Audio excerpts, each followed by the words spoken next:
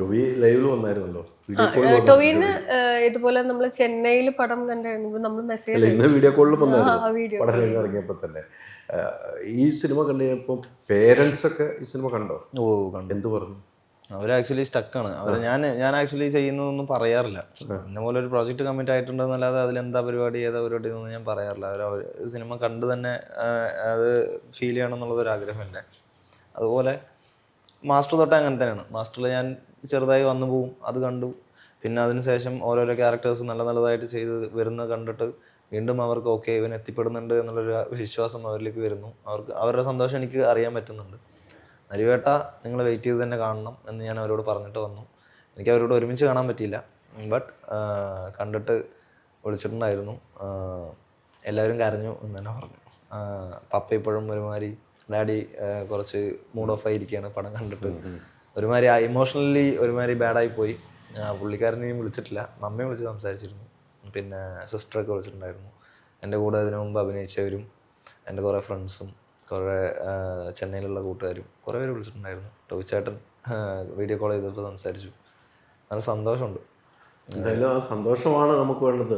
നമുക്ക് ഈ സിനിമ എന്തുമാത്രം കഷ്ടപ്പെട്ട് നമ്മൾ ചെയ്തിട്ടുണ്ടോ അതിൻ്റെ അപ്പുറത്തേക്ക് ഇരട്ടി സന്തോഷം കിട്ടുന്ന സിനിമയായി മാറും.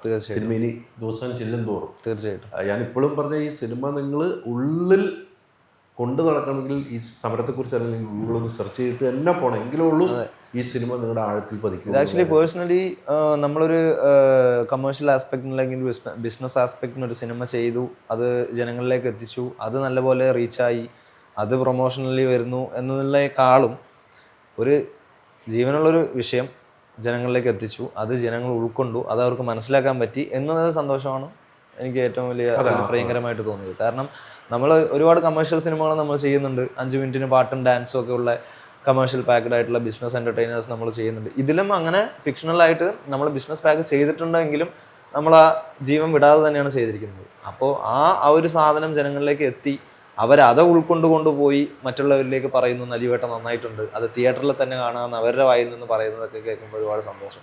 കാരണം ഒരുപാട് പേര് അങ്ങനെ പറയുമെന്നറിയില്ല. സിനിമ നന്നായിട്ടുണ്ട്, അത് നമുക്ക് OTT-ലാണെങ്കിലും മൊബൈലിലൊക്കെ കാണാമല്ലോടാ എന്ന് പറയുന്ന ഒരു ഇടയിൽ എല്ലാ ജനങ്ങളും ഇത് തിയേറ്ററിൽ തന്നെ കാണണം, ഇത് തിയേറ്ററിൽ തന്നെ എക്സ്പീരിയൻസ് ചെയ്യണം എന്ന് പറയുന്നത് നരിവേട്ട ടീമിൻ്റെ ഒരു സക്സസ് ആണ്. അന്ന് നടന്ന ഒരു ഇൻസിഡൻസിൻ്റെ അല്ലെങ്കിൽ ആ ജനങ്ങളുടെ അവരുടെ സക്സസ് ആയിട്ട് ഞാൻ കാണുന്നു. നമ്മളെല്ലാവരെക്കാളും അവരിപ്പോൾ ഒരുപാട് സന്തോഷിക്കുന്നു. അവരാണ് കാണുന്നത്. ആദിവാസികൾ എല്ലാവരും സിനിമ കാണും. അവർക്ക് എത്തിപ്പെടാവുന്ന സ്ഥലത്ത് നമ്മളാണ് ഇറ്റാലിയൻ കൊണ്ട് കാണിക്കണം. തീർച്ചയായിട്ടും എത്താൻ പറ്റില്ല. തീർച്ചയായും ഒരുപാട് പേര് മെസ്സേജ് ചെയ്തിരുന്നു, നമ്മുടെ കൂടെ തന്നെ വർക്ക് ചെയ്തവർ ഒരുപാട് പേര് മെസ്സേജ് ചെയ്യുന്നു. അവർക്ക് എങ്ങനെ അത് എക്സ്പ്ലെയിൻ ചെയ്യുന്നതെന്ന് പോലും അറിയുന്നില്ല, പക്ഷേ അവരിങ്ങനെ ചെയ്തുകൊണ്ടിരിക്കുക. അവർക്ക് പറഞ്ഞ് തീരുന്നില്ല. ചേട്ടാ സ്ക്രീനിൽ കാണുമ്പോൾ അല്ലെങ്കിൽ നമ്മളവിടെ വർക്ക് ചെയ്ത എക്സ്പീരിയൻസ് മൊത്തത്തിൽ കാണുമ്പോൾ നിങ്ങൾ പറഞ്ഞ കണ്ടന്റ് ജനങ്ങളിലേക്ക് എത്തുമ്പോൾ എന്നൊക്കെ പറഞ്ഞ് എനിക്ക് പറയുന്നുണ്ട്. അത് തന്നെയാണ് അതിന്റെ സന്തോഷം എന്ന് ഞാൻ വിശ്വസിക്കുന്നു. അൾട്രാ മോഡേൺ കിച്ചൺ ഡിവൈസസ്, ഒരു കിച്ചണിൽ വേണ്ട എല്ലാ ലേറ്റസ്റ്റ് ബ്രാൻഡുകളും ഇവിടെയുണ്ട്. ലോകോത്തര ബ്രാൻഡുകൾ, original products, wide range. MyG future. WhatsApp വഴി ഇംഗ്ലീഷ് പഠിക്കാൻ ഇംഗ്ലീഷ് കഫേ ഉള്ളപ്പോൾ ഇംഗ്ലീഷ് ഒരു വിഷയമേ അല്ല. English cafe, we present you the perfect English. WhatsApp now 9633 888 575.